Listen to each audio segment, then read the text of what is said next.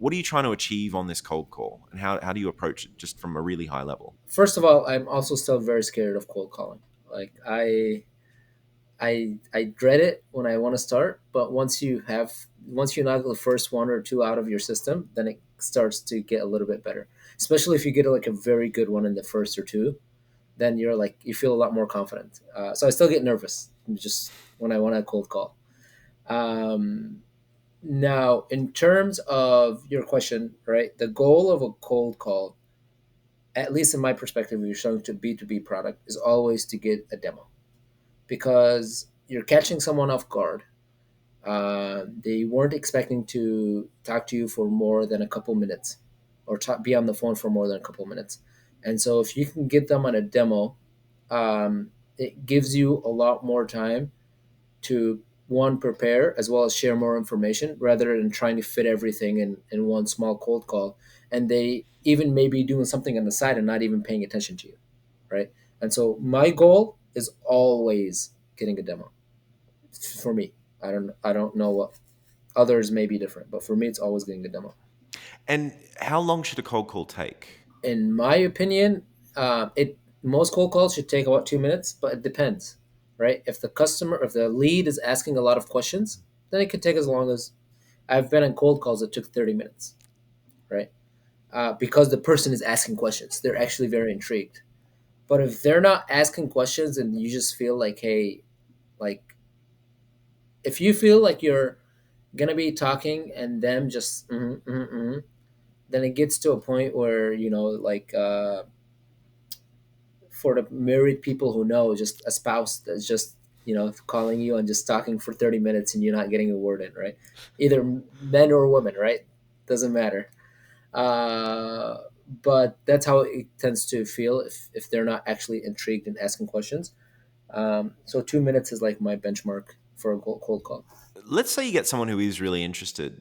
Can the cold call flip into the demo, or are you still pretty specific about no, we need more time to go through the demo. Let's, if you got, I see you've got a bunch of questions. Let's lock in a time and we'll do the demo a bit later on.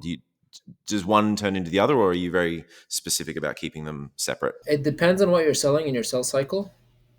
For me, I always like to get a demo because I like to see them face to face and turn on my camera. Even if they don't turn on their camera, I like them to see my face. Um, but if you have an opportunity, I mean, it's just so hard. Like in my industry, I can't imagine just. Actually, I did. I did sell a customer before on a in the car wash, like but they were asking a lot of questions, and we sold, and I sent them the agreement. But just for the bigger guys, it's always got to be the demo, man, because you have to really present your case on screen, show them things that they haven't seen before, give them examples. Like for me, for example, on the demo, I call our product and then I call their location and I show them the difference.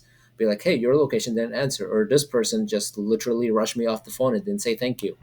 Our product said thank you, have a blessed day, right? So it's like showing them the difference between, even though this is AI, the experience is so much better than talking to your person, right? And Mm. so that's why I like to give them the feel and touch on a demo. Fantastic. Well, let's get into the specifics of the cold call. Okay, so it's gonna be 2 minutes. The goal is to get them onto a demo. Yeah. Um, so how do you open the cold call? And let's say we're talking to them directly, and we're not having to get past a gatekeeper. Yeah. So here's some advice that is usually given on cold calls.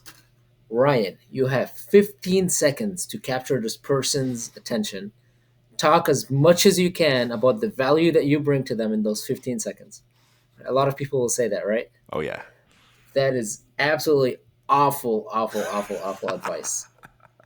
Like, I can't imagine anybody in the world just sitting there listening just for 15 seconds. Like, I would hang up by second five, right?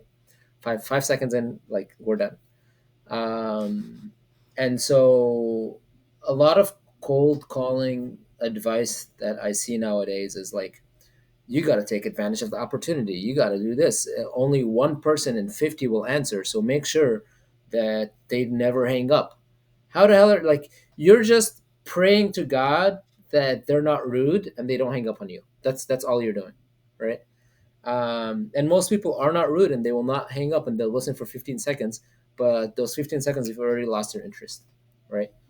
And then they try to say, try to find value for that person by doing research and finding their football team and finding this and finding that. What do they love? You know, if they have kids, talk about your kids. And it's like all these things that are irrelevant to what you're trying to do, just try to build rapport.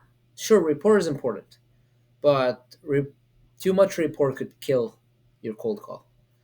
And so, what I like to do from my perspective and what has worked for me and what I've seen work with others is get that person to just respond to you immediately, like within the first 3 seconds. If you can do that, they've had a chance to get something in, you've had a chance to get something in, and then ask for permission to continue the conversation.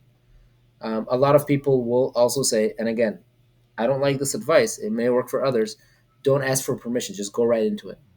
It kind of sucks when you don't ask for permission. Like if someone's calling me and they say, "Hey, like, can I get 30 seconds of your time or a minute of your time?"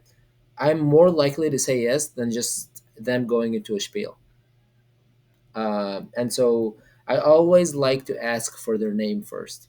Meaning, if I know their name, I say, "Hey, Ryan," but I ask it in a question. "Hey, Ryan," and then my goal is to get you to say, "Yeah, this is Ryan." Yeah. Yep. And if you don't know their name, which you shouldn't be making a cold call if you don't know their name, but if you don't know their name, be like, "Hey, I'm trying to reach X, Y, and Z at X, Y, and Z, right? Or ABC at X, Y, and Z. I'm trying to reach the person who runs operation at Startup SaaS. Mm. Would that be yourself, right?" And then they could say yes. Yep. Okay. So getting that answer in the first 3 seconds is extremely crucial to them dropping their guard on the cold call. Hey, it's Ryan here. If you liked that video, please click the like and subscribe button somewhere down there and check out the full interview right over here. Go on, click it. You know you want to.